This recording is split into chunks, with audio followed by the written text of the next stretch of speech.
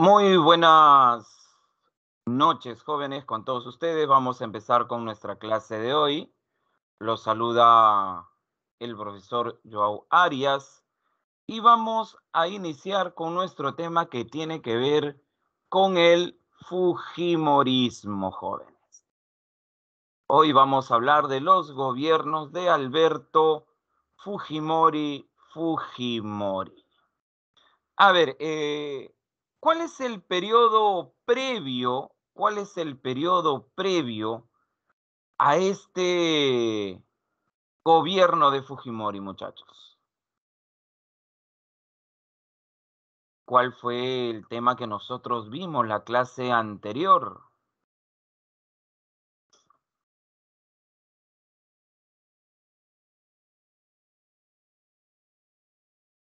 A ver, ¿quién me podría decir?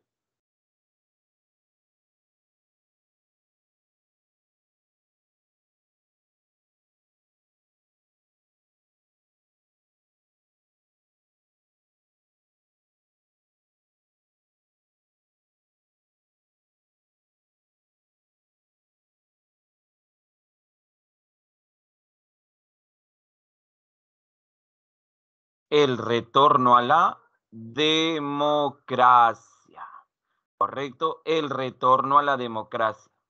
Habíamos visto el segundo gobierno de Fernando Belaúnde y habíamos visto el primer gobierno de Alan García, ¿cierto? Muy bien. Y entonces, jóvenes, hay que recordar que en 1990, Mario Vargas Llosa, con su partido Fredemo, que estaba conformado por el Movimiento Libertad de Vargas Llosa y la alianza con partidos como Acción Popular y el Partido Popular Cristiano. ¿Y alguien sabe por ahí eh, cuál es el partido de Alberto Fujimori? ¿Alguien recuerda el partido de Alberto Fujimori?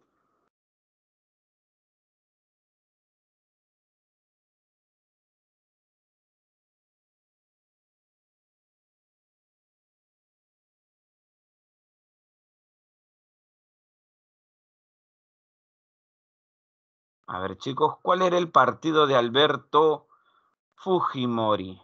Buenas noches, ahí los que están incorporándose a la clase.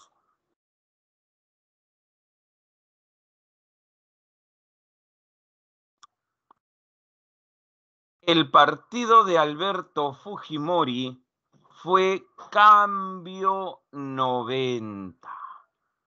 Cambio 90, muchachos. Y si en un primer momento Vargas Llosa era el favorito para ganar estas elecciones,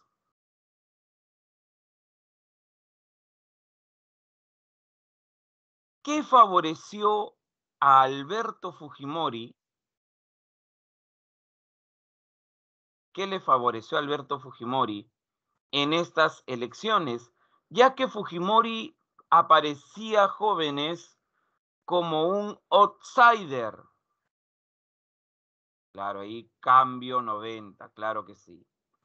¿Qué le favoreció a Fujimori para ganarle estas elecciones a Mario Vargas Llosa?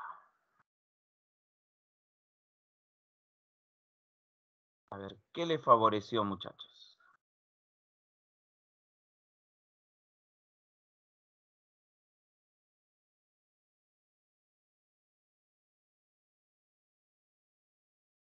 Profe, ¿qué quiere decir outsider? A ver, cuando se habla de un outsider, jóvenes, cuando se habla de un outsider, ¿correcto?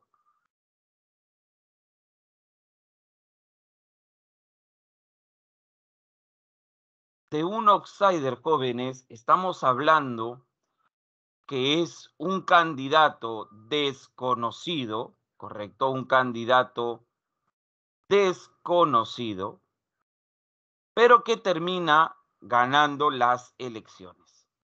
A eso se refiere con un outsider. Pero a ver, ¿alguien sabe qué favoreció a Fujimori? ¿Qué favoreció a Cambio 90 jóvenes?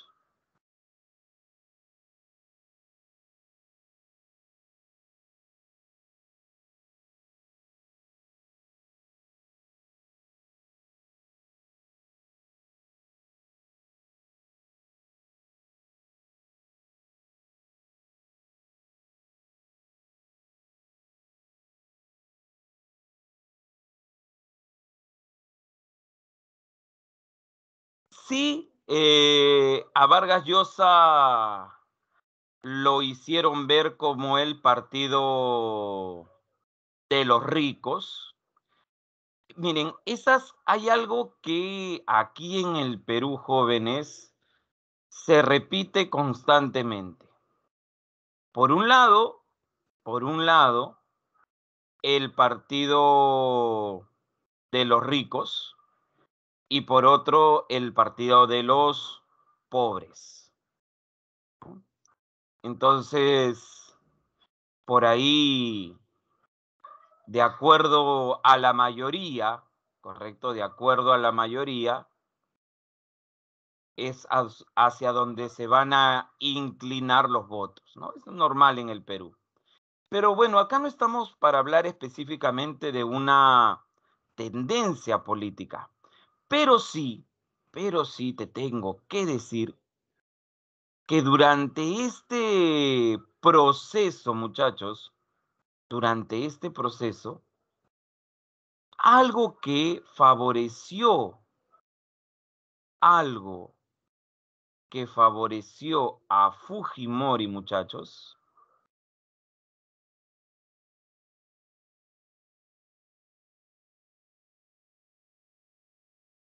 fue que Vargas Llosa se alió a los partidos políticos, repito, a los partidos políticos tradicionales.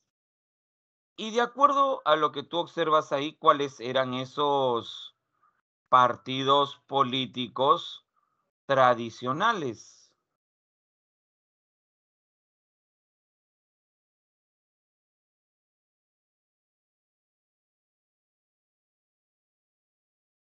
Mira más allá de lo evidente. ¿Y cuáles son esos partidos políticos tradicionales?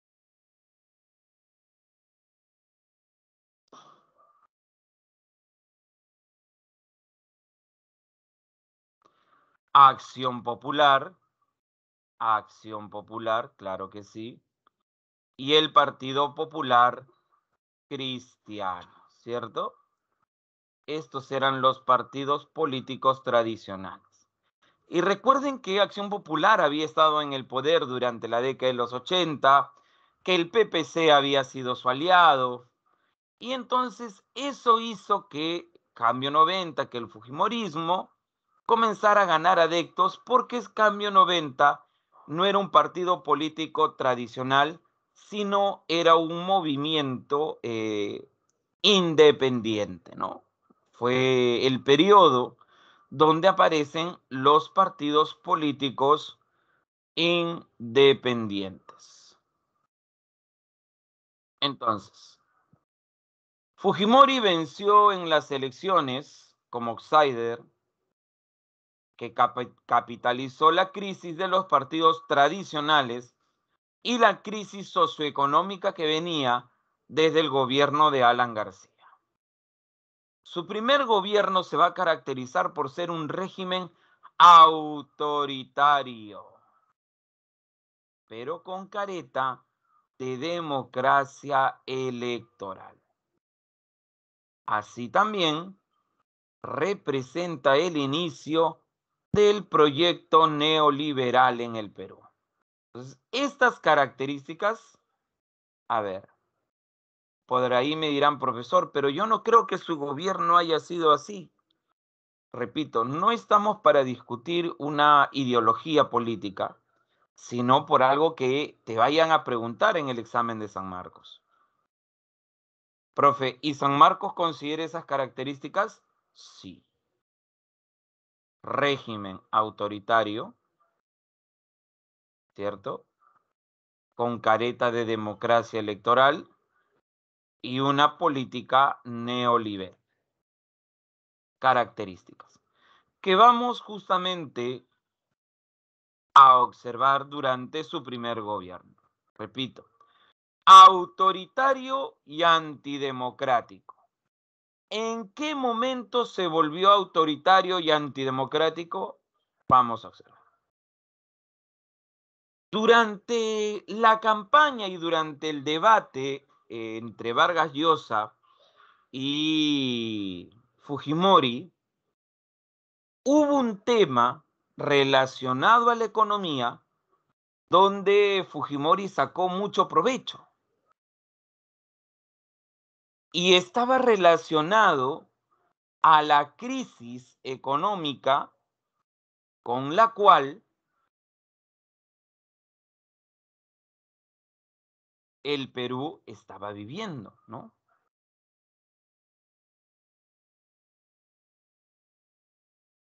A ver, jóvenes, a ver, muchachos. Económicamente, el Perú, ¿qué estaba viviendo?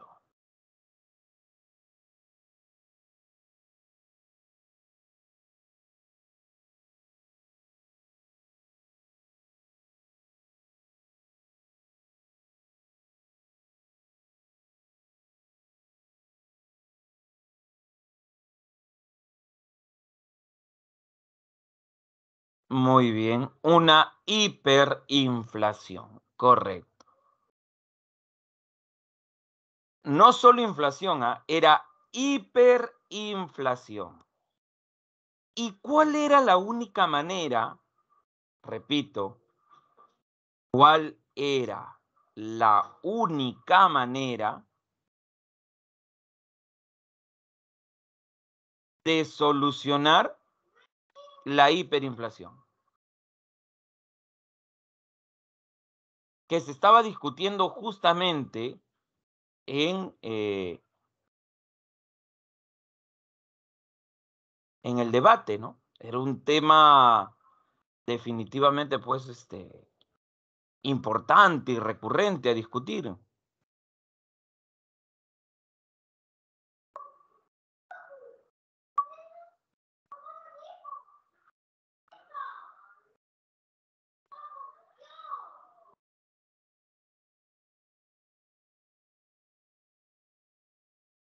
La única manera era llevar, claro, el no emitir más billetes es una parte, pero el no emitir billetes, sincerar el precio de los productos, reinsertar al Perú en la economía mundial, formaba parte de todo un paquete.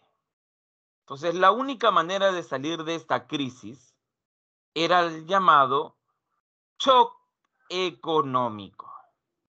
Repito, el shock económico.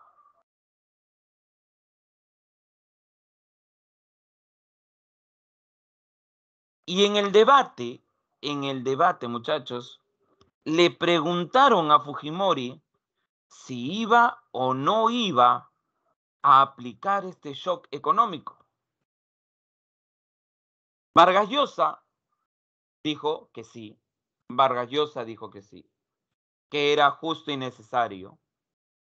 Y Fujimori dijo, no, no voy a aplicar, no voy a aplicar un shock económico. Fujimori dijo, yo voy a aplicar una medida económica gradual, gradual. No voy a aplicar el shock económico. Vargas Llosa es el shock económico. Fujimori es el no shock. Pero una de las primeras cosas, jóvenes, que Fujimori hizo al poder ingresar o al ser presidente es justamente el shock económico. Y el ministro de Economía que salió a anunciar ese choque económico, donde ponía el fin a los subsidios, el fin al control de precios, el fin al tipo de cambio fijo, y donde se iba a reducir significativamente la demanda y así solucionar el problema de la hiperinflación, así como también sincerar el precio de los productos, fue el ministro de Economía, Juan Carlos Hurtado Miller. Repito, Juan Carlos Hurtado Miller. No se vayan a olvidar. Y hay una frase muy famosa de Hurtado Miller. ¿Alguien por ahí sabe qué es lo que dijo cuando terminó de decir cuál iba a ser el precio y el precio de los productos y las medidas a tomar en este Fuji Shock?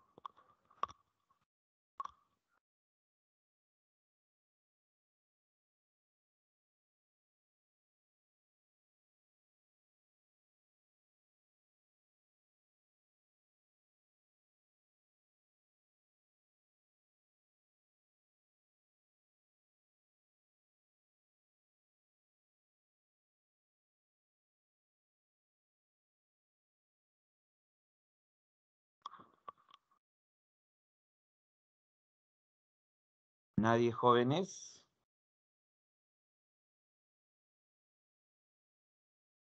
Que Dios nos ayude.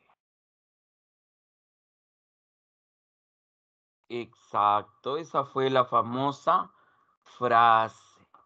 Que Dios nos ayude. Muy bien, muy bien. Y sí, porque nadie estaba, jóvenes, nadie estaba preparado, muchachos, nadie estaba preparado eh, para esa situación. Y si me preguntan si eso golpeó a la población, la respuesta es sí, golpeó a la población mucho. Pero, repito, era la única, jóvenes, era la única manera de poder solucionar esa crisis. Muy bien. Seguimos. Se impulsó la independencia del Banco Central de Reserva, porque recordemos, jóvenes,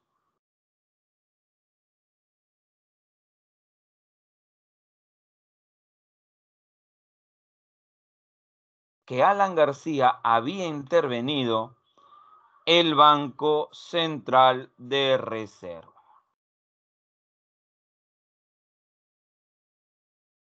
Muy bien. La reforma tributaria, hizo una reforma tributaria, reorganizó la Superintendencia, jóvenes, Nacional de Administración Tributaria y la Superintendencia Nacional de Aduanas. Y el Perú se reinsertó a la comunidad financiera internacional a través del Consenso de Washington. Repito, a través del Consenso de Washington. Muy bien, jóvenes.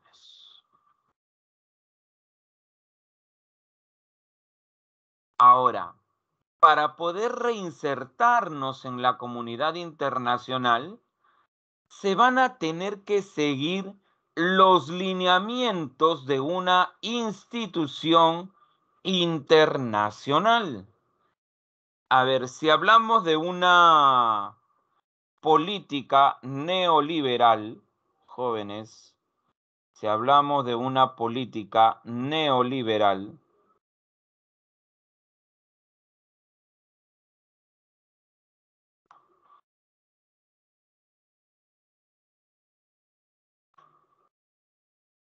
¿cuál es la institución que nos regula?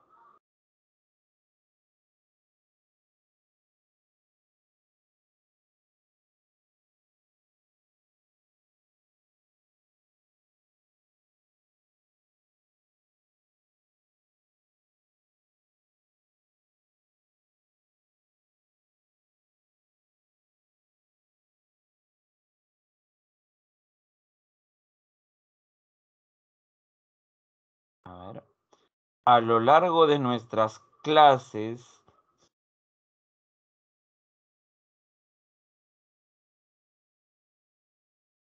hemos estado hablando de dicha institución.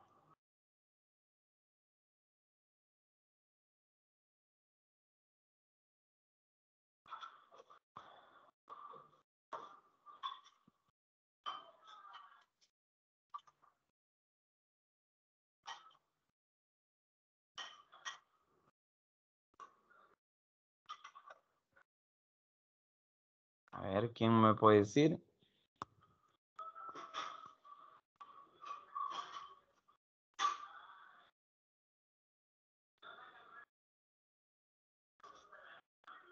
A ver, ¿qué institución internacional, jóvenes?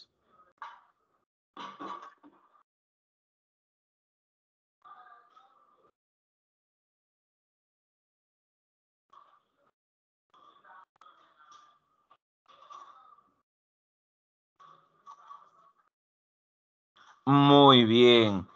El FMI, el Fondo Monetario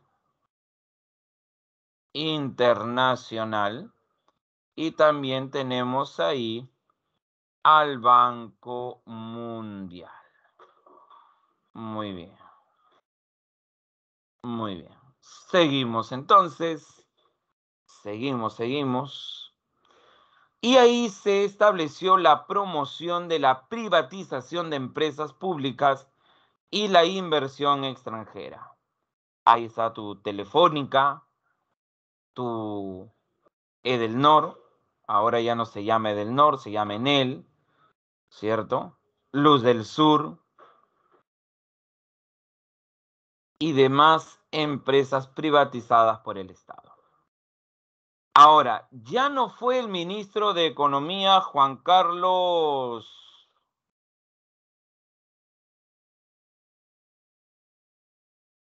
Hurtado Miller. Ahora el ministro de Economía era otro. A ver, ¿quién me podría decir?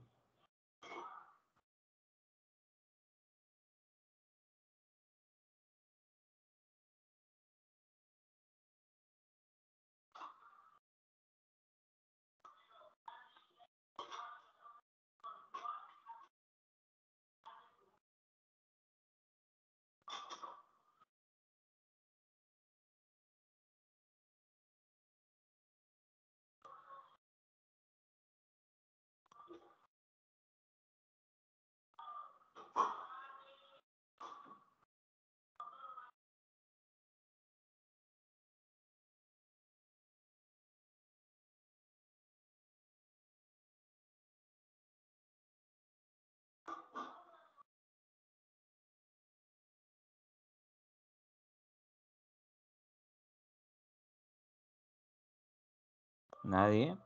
Veamos. El ministro de Economía, Carlos Boloña. Repito, Carlos Boloña.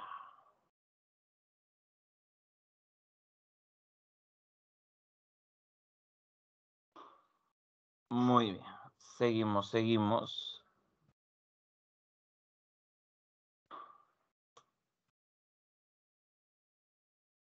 ¿Y en qué momento, profesor, se pasó al autoritarismo? A ver, en qué momento, jóvenes?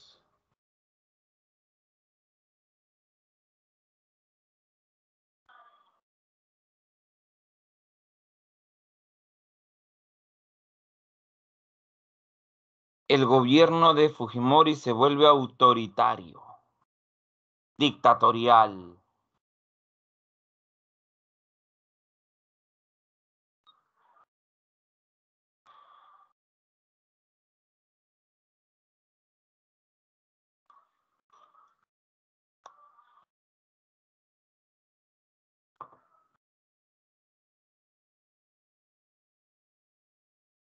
A ver, chicos, ¿qué me dicen?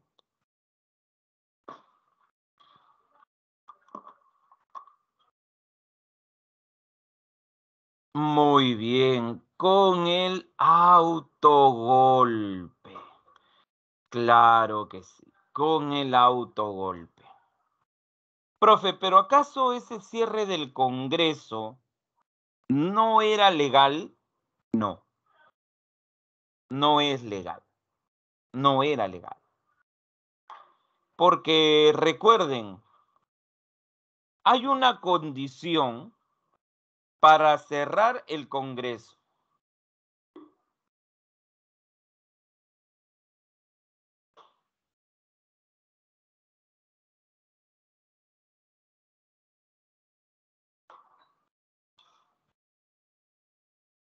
A ver, ¿cuál es la única manera que se tiene para cerrar un Congreso?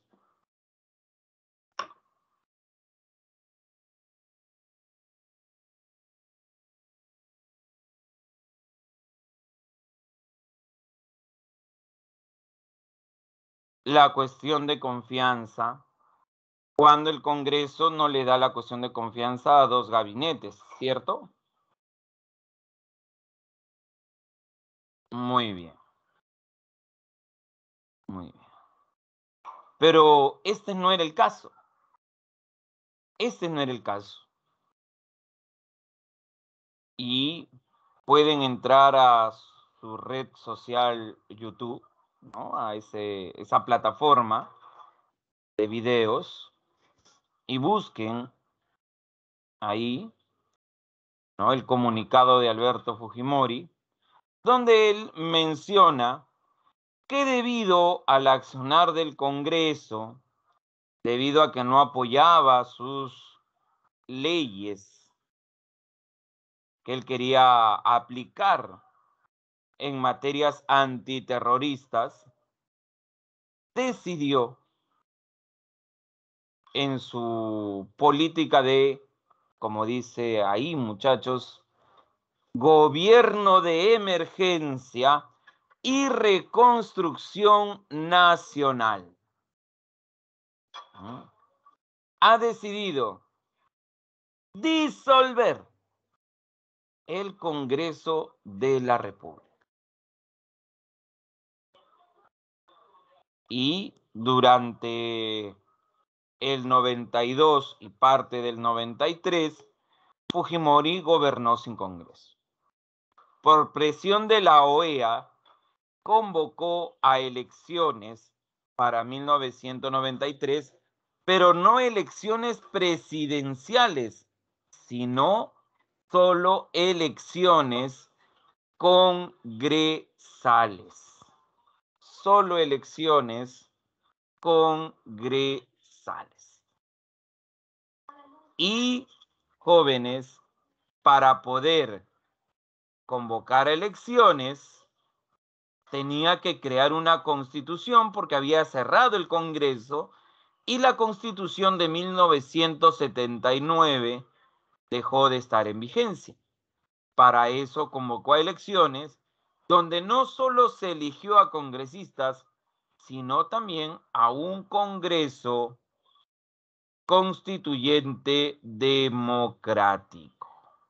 Repito, un Congreso constituyente democrático. El famoso CCD. Y ahí en su momento estuvo Jaime Yoshiyama Tanaka. Jaime Yoshiyama Tanaka.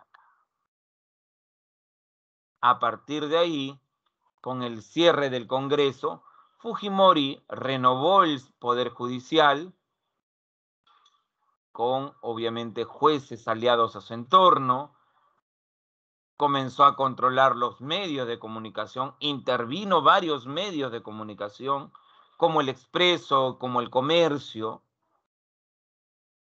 y contó con el apoyo de Vladimiro Montesinos y del general del ejército Hermosa Ríos.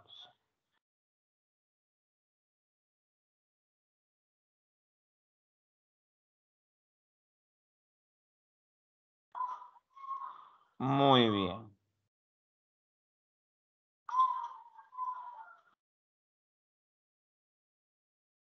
Muy bien. Hacia 1992 se produjo uno de los acontecimientos más importantes, jóvenes, más importantes de este gobierno. Importante porque tiene que ver con la lucha en contra del terrorismo. A ver, muchachos. A ver, jóvenes.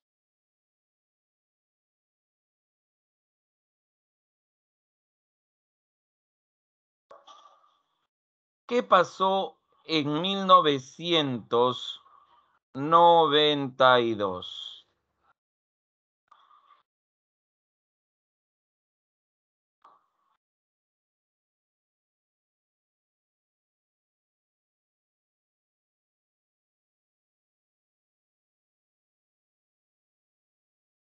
Muy bien, se produjo la captura, jóvenes. Primero, el 9 de junio, la recaptura del líder emeretista Víctor Polay Campos, ¿ya? Del líder emeretista Víctor Polay Campos. Y el 12 de septiembre del mismo año, a través de la operación Victoria, la captura de su líder o del líder de Sendero Luminoso, Abimael Guzmán. Gracias, jóvenes, a la participación del GEIN. Repito, gracias a la participación del GEIN. Muy bien, chicos, muy bien. Entonces, dos acontecimientos muy importantes. Hacia 1993 se estableció la Constitución de 1993, estableciendo un libre mercado, la reelección presidencial inmediata, el Congreso pasa a ser unicameral y se establece la pena de muerte para los traidores a la patria. Esta ley, jóvenes, esta ley no se aplicó. Esta ley, repito, no se aplicó. ¿Por qué? Porque nosotros pertenecemos a una corte internacional sobre los derechos humanos, ¿sí o no?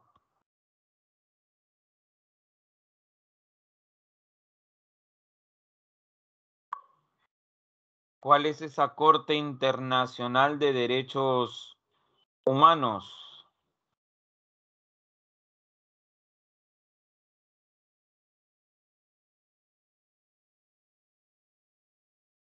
No es La Haya.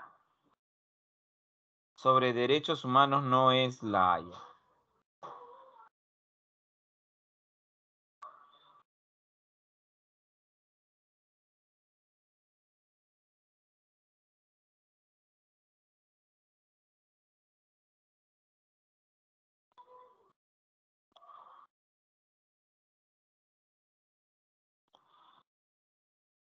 San José, jóvenes, de Costa Rica. San José de Costa Rica. Muy bien. Seguimos. Para 1995, en enero y febrero de 1995, se produjo el conflicto con el Ecuador, la famosa guerra del Cenepa o guerra de Tiguinza, ya que los ecuatorianos siempre han tenido intenciones, jóvenes, intenciones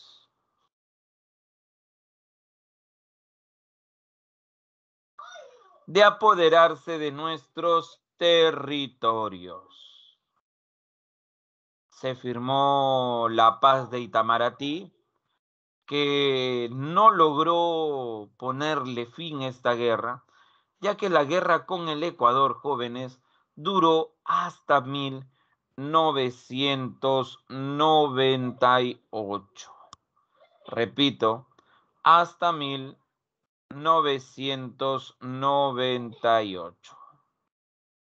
Muy bien.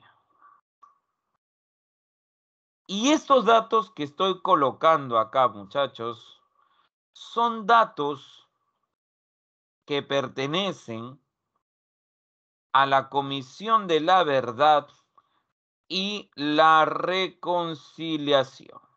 Repito, Comisión de la Verdad y la Reconciliación. El 3 de noviembre de 1991, jóvenes. La famosa matanza de Barrios Altos. Este acontecimiento relacionado con el grupo paramilitar Colina. ¿Se acuerdan que durante el gobierno de Alan García hubo un gobierno paramilitar también?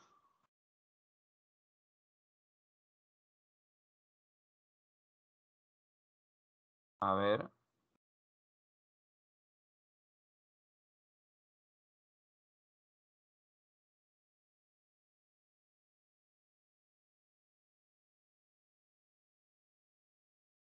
A ver si se acuerdan cuál fue el grupo paramilitar durante el gobierno de Alan.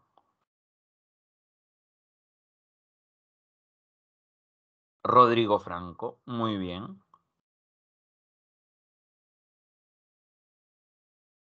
Muy bien. Rodrigo Franco.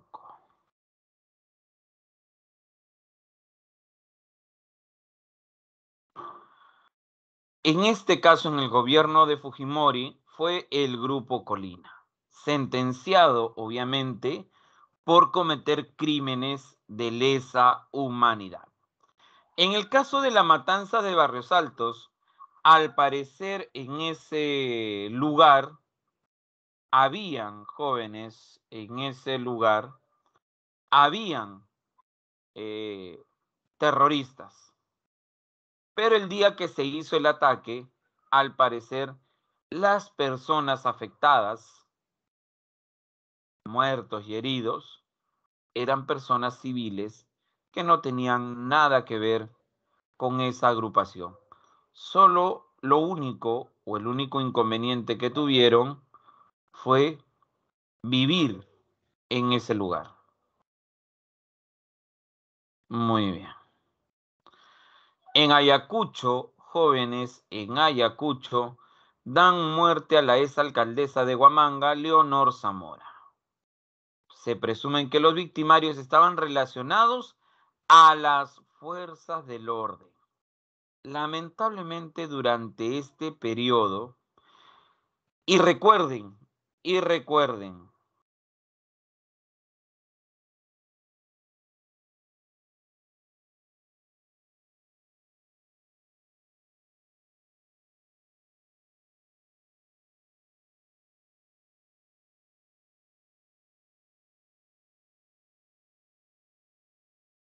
según la Comisión de la Verdad, los de Sendero Luminoso, jóvenes, los de Sendero Luminoso,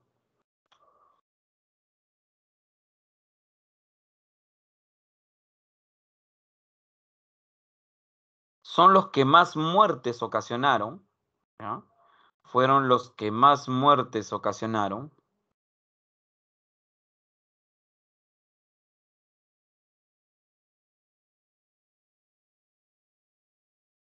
pero también se cometieron muchos excesos por parte del ejército.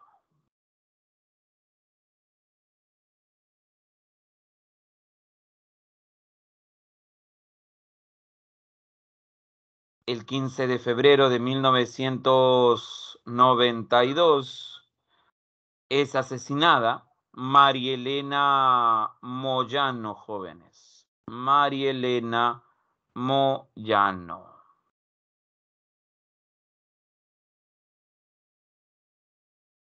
Que estuvo, jóvenes, o este acontecimiento se responsabiliza Sendero Luminoso.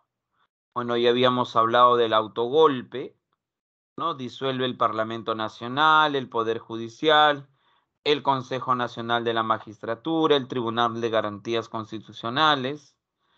Se oficializa la cadena perpetua para los cabecillas de terrorismo y el gobierno publica la ley de arrepentimiento. A ver.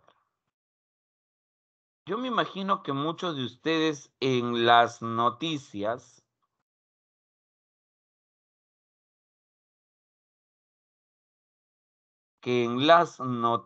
jóvenes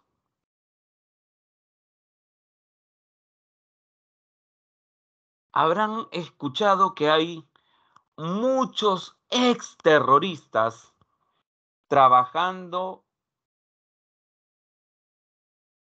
en el Estado.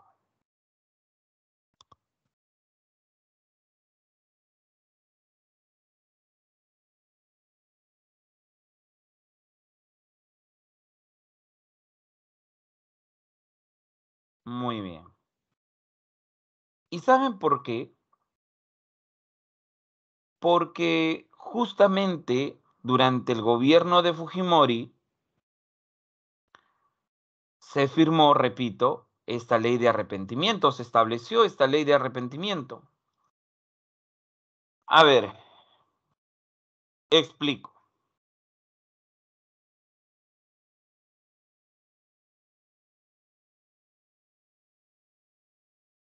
Todo aquel terrorista que se entregara por voluntad, que deponiera las armas, podía ir a un establecimiento policial o del ejército o cualquier institución militar y se entregaba y decía: yo soy un terrorista, emerretista, senderista, el que fuese, me entrego. Inmediatamente se le daba un perdón, ¿no? Por eso se llama ley de arrepentimiento. ¿Para qué? Para que estas personas puedan ser reinsertadas en la sociedad y ser ciudadanos común y corriente. Esa es la ley de arrepentimiento. Entonces, definitivamente, en su historial, el Estado tenía que seguir observando si es que estas personas seguían teniendo esos vínculos o manteniendo esa ideología. Pero eso no quiere decir que no puedan trabajar como cualquier persona. por algo se habían acogido a esta ley de arrepentimiento. Así que no es, jóvenes, que recién hayan aparecido. O sea, desde esa ley de arrepentimiento han entrado a trabajar al Estado o a cualquier institución privada porque se han reinsertado a la sociedad. Así es, muchachos, ya saben. Y otra cosa que me olvidaba de decirles, jóvenes, que es importante, es que para la Comisión de la Verdad y la Reconciliación le da el término de guerra interna. ¿Ah? La Comisión de la Verdad y la Reconciliación le da el término de guerra interna, por si acaso. Hubo un camión bomba, en su momento fue atacado Frecuencia Latina, lo que es el Canal 2, ya que sacaban muchos reportajes en contra del terrorismo. El atentado en Tarata, Miraflores, que no fue el primero en Lima, ya no fue el primero en Lima. Profe, pero entonces si no fue el primero en Lima, ¿por qué siempre hablan, profesor, de Tarata, Tarata, Tarata? A ver.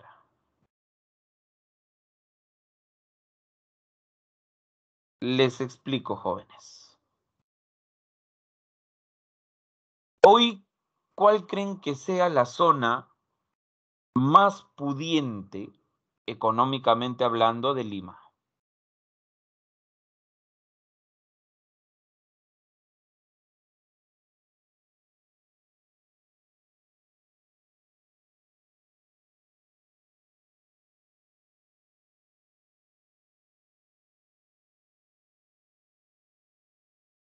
San Isidro, La Molina. Ya.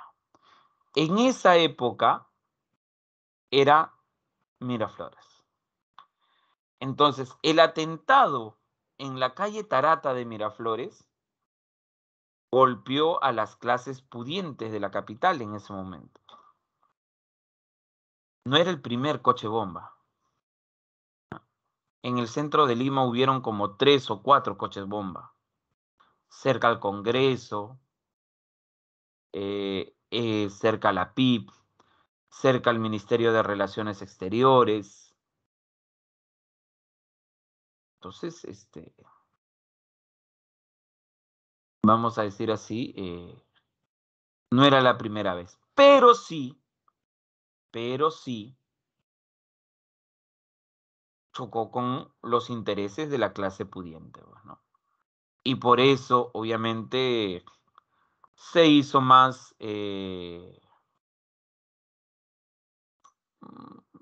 digamos, con mayor impacto, ¿no? Con mayor impacto.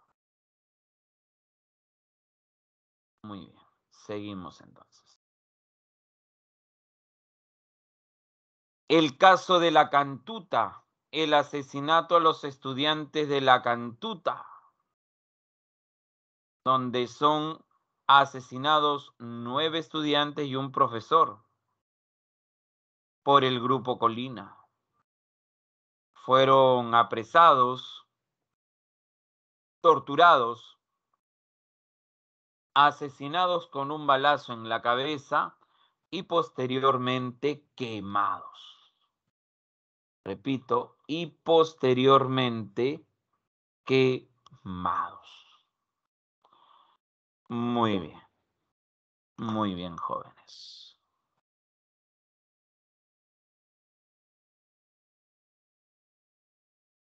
A ver, seguimos. Bueno, la captura de Abimael. Hubo un intento golpista a cargo de Jaime Salinas Cedo. Pero recordemos que Fujimori pues tenía de aliados al ejército, por eso no prosperó este intento de golpe de Estado. Bueno, después se capturó al narcotraficante Vaticano, quien mencionó en su momento que tenía nexos y negocios con el asesor Vladimiro Montesinos. Fujimori gana las elecciones con el 64% de los votos. Termina derrotando a Javier Pérez de Cuellar. Se creó la Defensoría del Pueblo y son capturados Lori Berenson y Miguel Rincón Rincón del movimiento revolucionario Tupac Amaru. Fueron sentenciados a cadena perpetua. Profe, ¿cómo que cadena perpetua si Lori Berenson ha salido de prisión? Lo que sucede, jóvenes, lo que sucede, muchachos, es que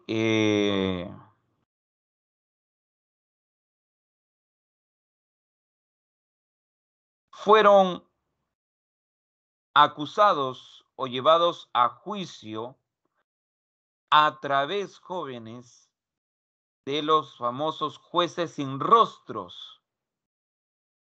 Y eso fue criticado por la comunidad internacional, ¿ya? Criticados por la comunidad internacional, repito,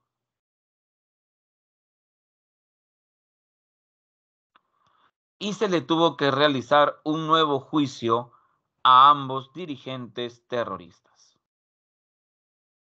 Y es por eso que después han tenido penas más benévolas, ¿ya? Más benévolas, y han terminado saliendo de prisión. Muy bien, muy bien, jóvenes. Seguimos. Y vamos al segundo gobierno de Fujimori, muchachos. Ahí está. Pero antes de continuar con este segundo gobierno de Fujimori, vamos a ir a rendir, jóvenes, nuestro examen de hoy. Ya el examen, vamos a ver, ya está habilitado. Vamos a compartir. Muy bien. Para que puedan dar su examen. 10 minutos y regresamos.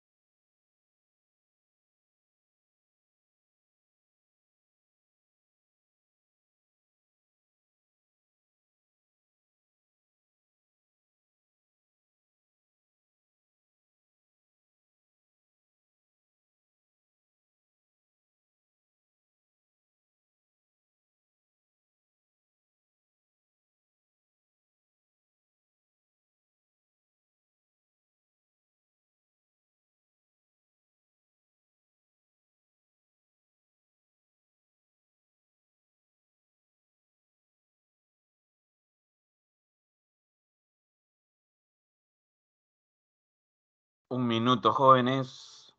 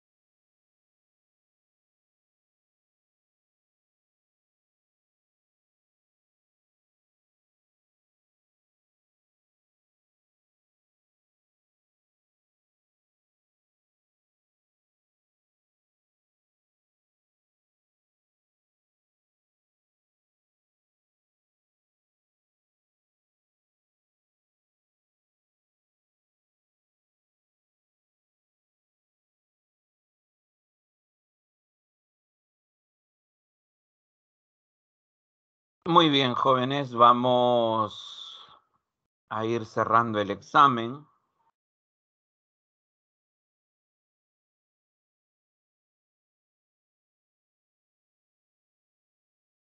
Los últimos segundos.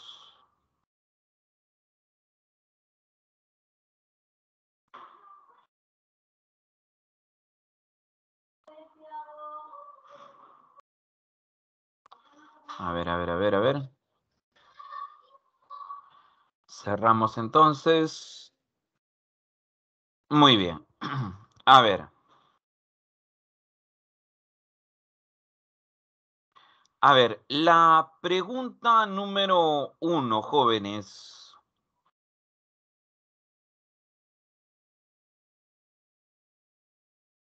Habla sobre el segundo gobierno de Fujimori, que justamente está en la diapositiva, muchachos.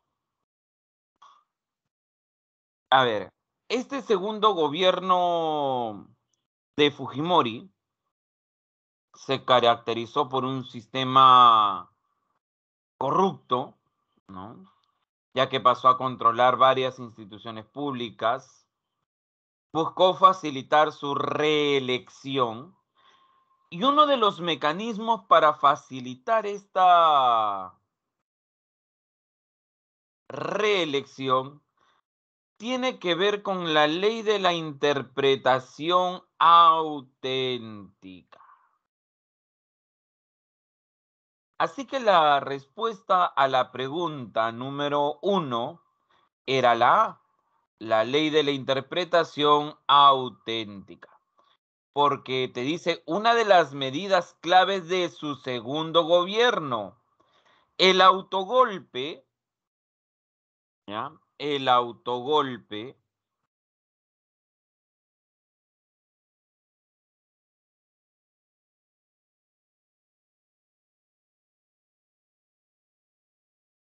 es primer gobierno. La captura de los líderes terroristas es primer gobierno. Tanto Abimael como Víctor Polay. La aparición de los videos curimontesinos es tercer gobierno. Entonces, ¿cuál pertenece al segundo gobierno?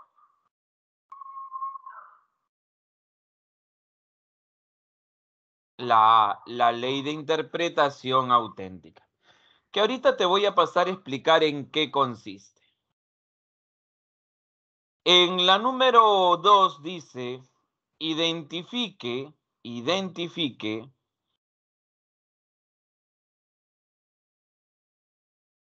el grave problema nacional que afectó sucesivamente a los gobiernos de Fernando Belaúnde, Alan García y Alberto Fujimori.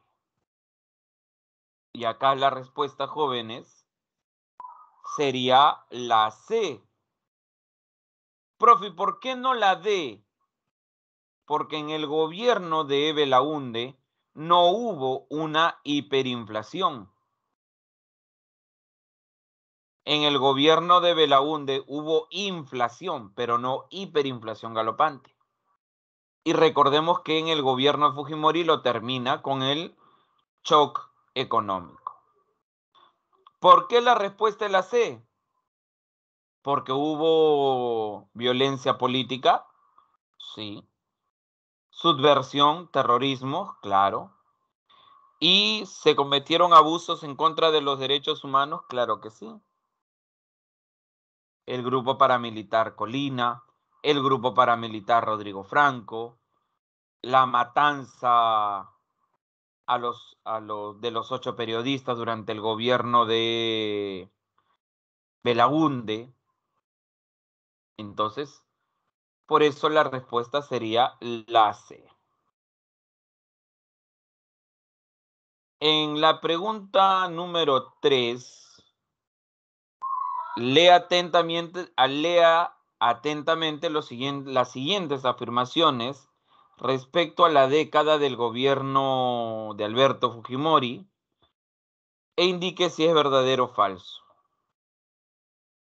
A ver, la firma del contrato del gas de Camisea no se da con Fujimori. La construcción de la carretera interoceánica le pertenece a Toledo. Repito, le pertenece a Toledo. El Nuevo Sol se estableció durante el gobierno de Fujimori. La captura de los líderes terroristas, gobierno Fujimori. Y baja la hiperinflación, gobierno de Fujimori. Así que la respuesta era la C. Muy bien. Creo que ahí la mayoría ha respondido correctamente, muchachos. Muy bien. Muy bien, jóvenes.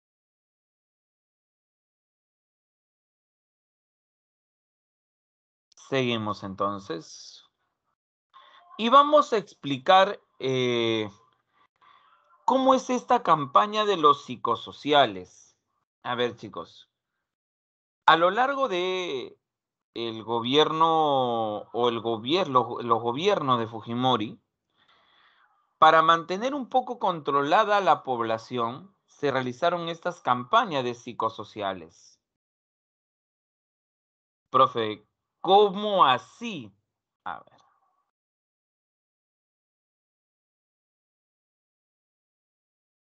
Así como ahora te pasan por audio vía WhatsApp de que roban niños o que el ejército va a salir a las calles o que no salga de tus casas porque va a pasar el ángel de la muerte y demás cosas. Igual en el gobierno de Fujimori habían campañas psicosociales, ¿no? Que había mujeres que te sacaban los riñones, había una virgen que lloraba y demás. Manipulación a las organizaciones populares, los vasos de leche, los comedores populares, ¿no? Quienes tenían que ir a los mítines de Fujimori o a cualquier obra para apoyar, aplaudir, gritar a favor del gobierno de Fujimori.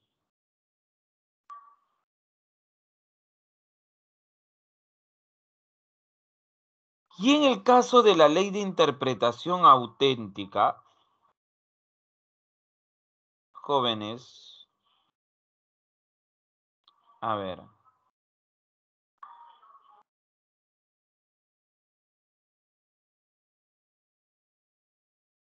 Fujimori, o por lo menos así lo defendieron los congresistas fujimoristas como Marta Chávez, dijeron lo siguiente: Fujimori sí puede participar en las elecciones del 2000, porque Fujimori aún no se ha reelegido.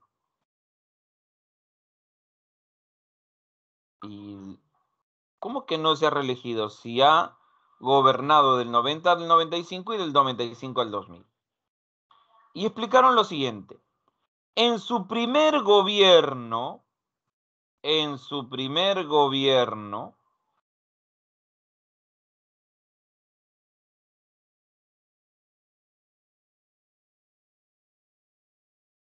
Fujimori ingresó al gobierno con la Constitución del 79 y para 1995 salió elegido con la Constitución del 93. Entonces, Fujimori hasta ese momento no se ha reelegido. Recién se va a reelegir con la Constitución del 93 en el año 2000.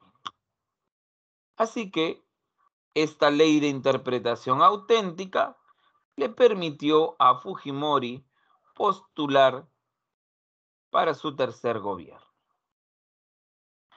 Por estas fechas, cerca a Navidad, se produjo en el año 96 la toma de la casa del embajador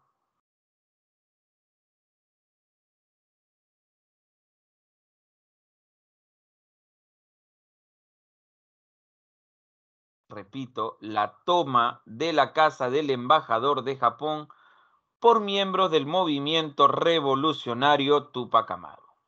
Y ahí tenemos a su líder, Néstor Serpa Cartolín, que era el líder en ese momento del MRTA, ya que Víctor Polay se encontraba en prisión. Muy bien.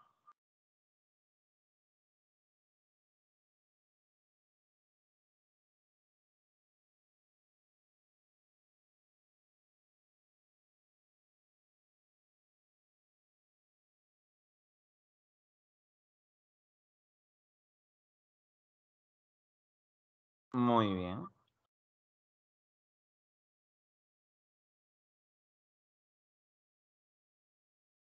Esta toma de la casa del embajador duró hasta abril de 1997, donde se llevó a cabo la operación Chavín de Guántaro, ¿no? Donde se logró el rescate de los rehenes. Seguimos. Hacia 1998 hubo una recesión económica debido a la caída de los tigres asiáticos. Se produjo el fenómeno del Niño. En octubre se firmó el Acta de Brasilia que puso fin a la guerra contra el Ecuador. Y hacia 1999 se buscó completar a través del acta de ejecución los acuerdos faltantes al Tratado de Lima, o como también se le conoce, Radagamio Figueroa Larraín. Repito, Radagamio Figueroa Larraín. ¿Y cuáles eran esos acuerdos de ese tratado?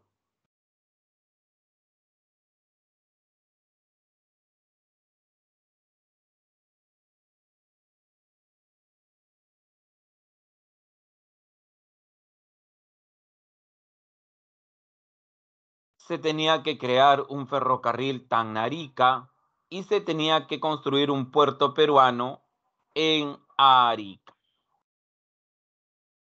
Muy bien. Seguimos.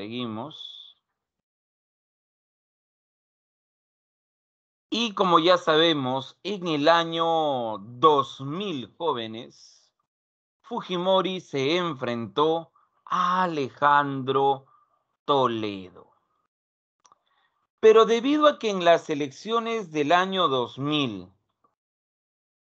debido a lo que vendría a ser, muchachos, los indicios de fraude, Toledo no quiso participar en la segunda vuelta electoral y convocó a la famosa, jóvenes, a la famosa marcha de los 4 suyos. Repito, a la famosa marcha de los 4 suyos.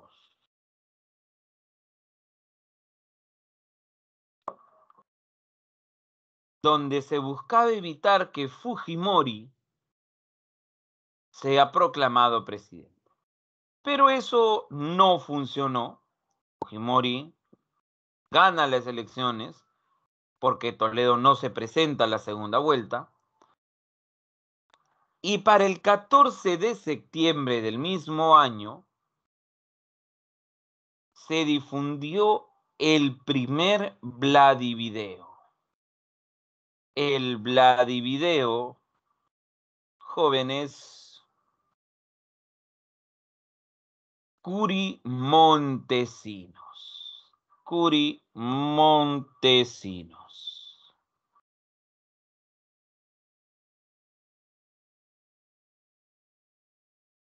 Donde se ve, jóvenes, a Alberto Curi, hermano del exalcalde del Callao, Alex Curi, recibir unos cuantos fajitos de dólares, 15,000 para ser exactos, de la mano del asesor presidencial para que se cambie, jóvenes, para que se cambie de bando, para que se cambie de partido.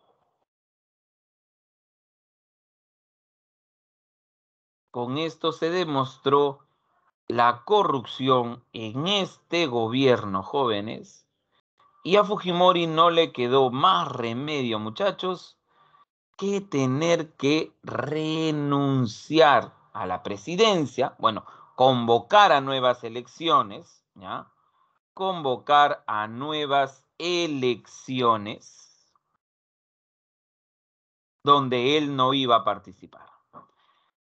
Después se fue a una convención de la APEP en Brunei, ¿ya? De la APEP en Brunei. Después se fue a Japón y desde Japón quiso renunciar, jóvenes, quiso renunciar. El Congreso no se lo aceptó. La presidenta del Congreso, Marta Hildebrand, fue destituida. Los vicepresidentes Tudela y Márquez no quisieron tomar el cargo de presidentes, y es así que el Congreso, que había elegido a Valentín Paniagua como presidente del Congreso, fue nombrado presidente transitorio del Perú para los años 2000-2001. Pero esa, jóvenes, ya es otra historia, muchachos, que la veremos la próxima semana. No a la misma hora ni por el mismo canal, porque, jóvenes, vamos a estar en vísperas de Navidad, pero tenemos ya programada una recuperación que ya me imagino tu tutor ya te ha mencionado. Muy bien, chicos. Con eso hemos terminado nuestra clase de hoy. Muchas gracias a cada uno de ustedes por su atención y participación. Y nos estamos viendo la próxima semana para nuestra clase de los últimos gobiernos. Que tengan muy buenas noches y cuídense, muchachos. Nos vemos.